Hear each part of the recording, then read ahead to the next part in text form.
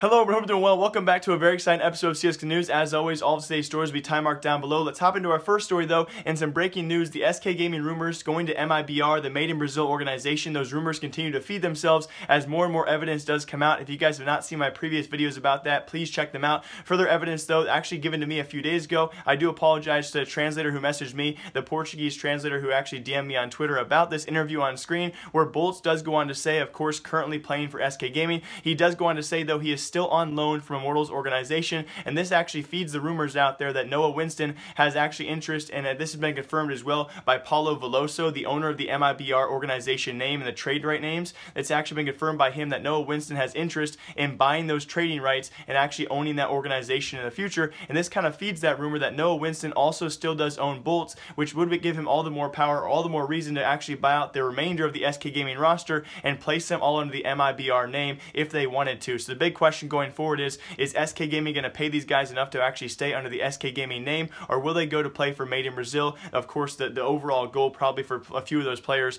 is to represent Brazil in the best fashion possible, and that Made in Brazil tag name is just for that. So we'll see if that happens in the future. The rumors are continuing to feed. What do you guys think about this? Will SK Gaming roster leave that roster? It's definitely a possibility sometime in 2018 when their contracts do expire. On top of that, though, ELeague also announced their talent. In shocking news, only 9 total talent for the 2-week event for the major qualifier and the main major event here. Kind of shocking as well when you compare it to our last major at PGL. We saw the extended list of talent there. We saw a great diversity and variety of talent there as well. And now we're down to 9 people, arguably only 8 people because Sue Lee is just a stage host. And you could say without Sue Lee, it's all a male talent pool. No female commentators, no female analysts, no Pansy. I was kind of very upset to see that, guys. I would have loved to see, and I think throughout 2017, we've had many of you guys argue as well, we would love to see, at least throughout the major qualifier, some diversity of talent. I understand when you go to the major itself, the actual top 16 teams, once you get through the major qualifier, I understand the fact that you need to see the top level commentators, top level analysts, but I don't know how Machine did not make the cut. Other people out there as well, like Pansy, should have been on the major qualifier list. And again, we've had other people like Monte Cristo get involved as well. Having 9 talent for a 2-week event is just ridiculous, and we'll see how it works out. Although they do get a bit of a gap between the major qualifier and the major itself,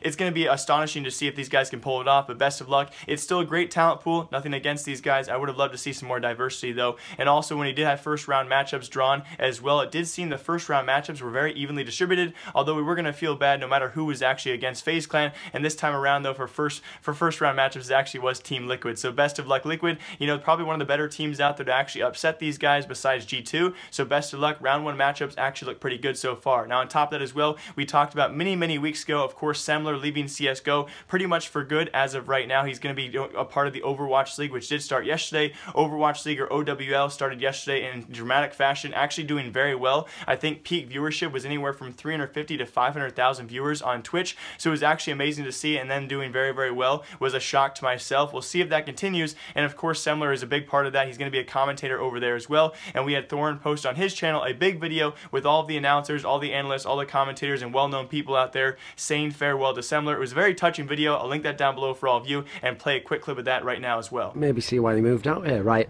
Obviously, you have temporarily left us in CSGO. Hey Sam, just wanted to say thanks for everything over...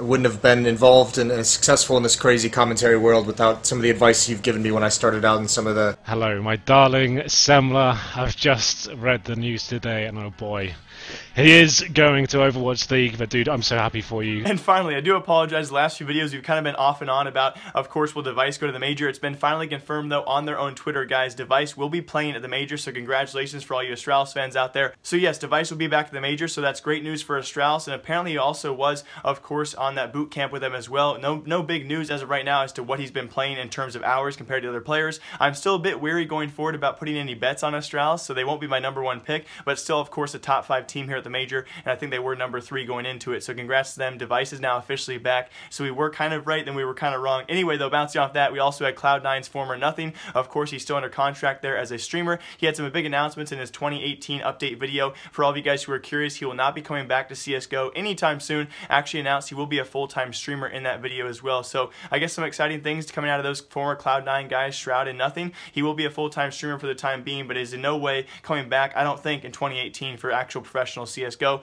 although he will have some great videos. He also announced as well he will be a part of the ELeague desk. I think he did delete his former tweet, but he actually announced in this video, it's still live as well, he will be on the ELeague desk for the major qualifiers and the group stages as well. So it's going to be cool to see Nothing actually a part of that analyst desk, which makes you think as well what I talked about previously, that ELeague announced they're only going to have 9 people on their talent pool. I think they will be bringing in players and professional players as well, or former pro players to actually talk in the analyst desk in between games or maybe even commentate. So that will be kind of cool to see, and hopefully they're going to have more than 9 talent throughout the entire thing to give those actual primary 9 people a bit of a break. And that's going to do it for today's episode of CSGO News. Hope you guys all enjoy, and very quickly I'm going to work on probably the prediction video, the major investment video sometime maybe next week. I'll work on that. I know a lot of you guys have been commenting down below, Jake, where's the major investment guide? Please stay calm, everyone. The market's been so crazy, and me missing out on the Tyloo investment kind of made the whole thing a bit sketchy for me, especially when we look at the past. I've been analyzing data for all of you guys, and I do want to make sure you're all forewarned. When I do release that major investment video, there are no guarantees in the market, although there's actually one guarantee to make a little bit of money. Besides that, everything else is pretty high fluctuating, especially ever since our Atlanta major. Some big things have changed, but don't worry, that video is coming soon. I'm working hard on that research, as well as working hard on my other channel out there, which no one has found yet. So hope you guys all enjoy. As always, I'll see you in a couple days, probably 2 days time, with some more CSGO news. If you guys did enjoy, please leave a like, or more importantly, a comment down below. As always, my name is Jake, remember I like you, and thanks for watching. I'll see you guys next time.